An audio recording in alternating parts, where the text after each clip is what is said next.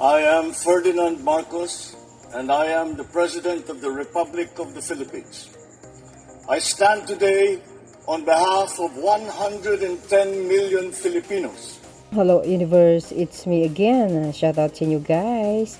Sa mga Marcos Loyalist supporters Filipino and OFW, guys, tingnan nyo to. Ito po ang activities ng ating mahal na Pangulo ngayong araw. Ay hindi, kahapon. March 18, 2026. Nahuli ako, but anyway. Ayan o, ayan po ang activities niya kahapon. Tingnan natin, bawat bayan makikinabang. Makati City. Makati Coliseum, Makati City. Agay, May 18, 2026. Wow, dami. Ang daming tulong na nakuha ng ating mga kababayan galing sa national government. Siyempre led by our beloved President Ferdinand Marcos Jr. Pakinggan po natin guys para kompleto, detalyado ito.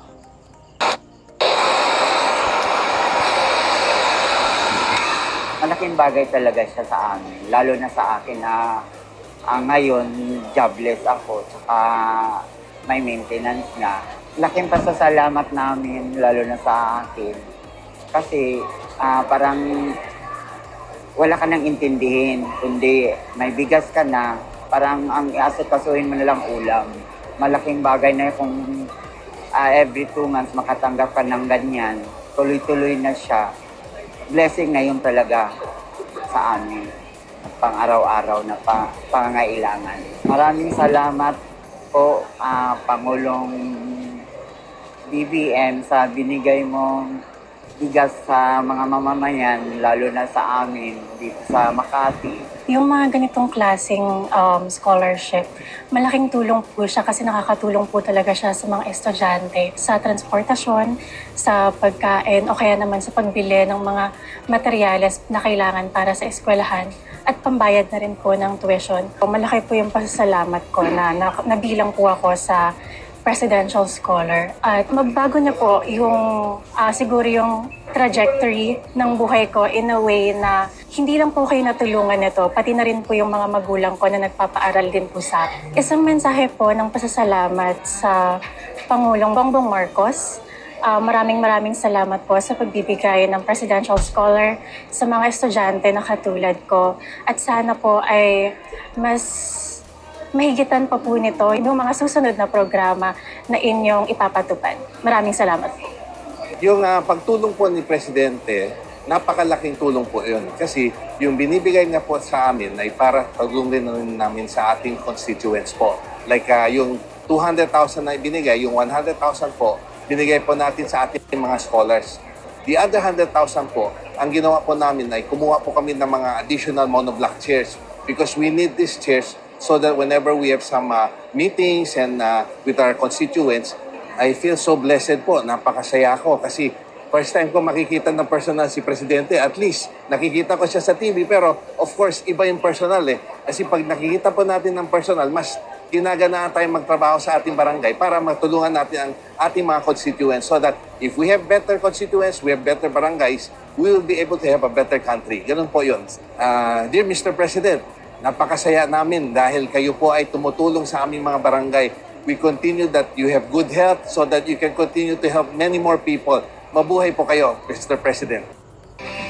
Mga kababayan, ang Pangulo ng Republika ng Pilipinas, His Excellency Ferdinand R. Marcos Jr. Ito po ay programa ng pamahalaan na aming ginagawa. Meron kasing pondo na tinatawag yung LGSF. Ang ibig sabihin niyan, Local Government Support Fund. Sa nakaraang ilang dekada, itong pondo na ito ay hindi talagang nagamit. Kako, siguro, ito na yung pagkakataon ko na gamitin natin ng tama para makapagsabay ng trabaho ang local government at national government. At sa local government naman, ay nakakatiyak tayo, mas mabilis ang dating ng serbisyo, ng pondo sa taong bayan.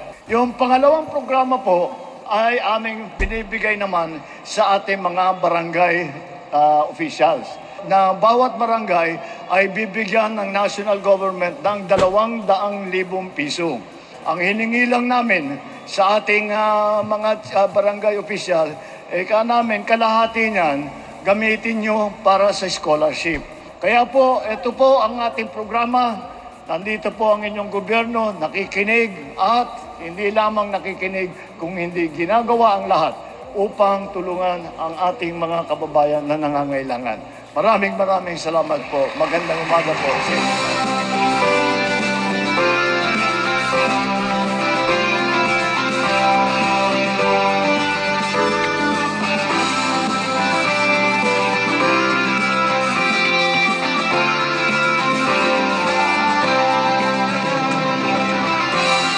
Oh, 'di ba? Saan kayo makakita niyan?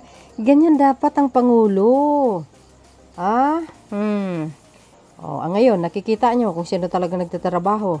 Sino talagang tumutulong sa kapwa Pilipino. Oh, taliwas doon sa mga sinasabi ng mga DDS, wala daw nagawa ang gobyerno. Oh, ang tanong, kumusta na kaya si Sara? Ano kaya ang nagawa niya sa buhay? Oh, ang daming problema ng Pilipinas pero puro siya lakwatsa. Puro trouble. Huwag niyo sabihin hindi totoo.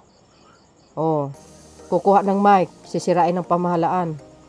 'Di ba? Punain, criticize ang pangulo. Siya ba mayroong ganyang idea? Wala. Sa kayo makikita niyan? Ganun, no? Yan ang klaseng pangulo na di kalidad. Very high value. Ang pagkatao niya. Bakit? Kung inatupag niya pa yung mga nag-criticize sa kanya, ano na lang ang ginagawa niya?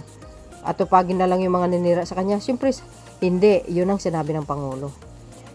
Ang layunin niya bilang Pangulo is tumulong.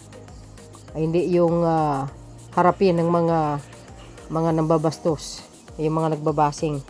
Oh, yeah, may cast assistant pa. Sana all. Oh, you see guys? Ang galing naman kasama si Mayor Binay. Wow, congratulations sa mga scholars, sa mga kababayan natin dyan sa Makati. Talaga naman, no? Ang daming din guys, no? Sa mga yung mga nakatira doon sa Estero. No? Marami dyan So, deserve din naman talaga nila makakatanggap. Sila mga beneficiary. And of course, sa mga scholars, ayan, no? Wow. Ba't yung mga ibang pangulong mga nakaraan, walang ganyan guys? Si PBBM lang mayroon. Yan ang the best na pangulo sa kasaysayan. I'm proud talaga for being a Marcos loyalists and supporters. O, di ba? So, yun guys, ang kanyang activities kahapon. Thank you guys for watching. See you again on my next upload. Bye and babush. God bless. Philippines, there's more. Bye everyone.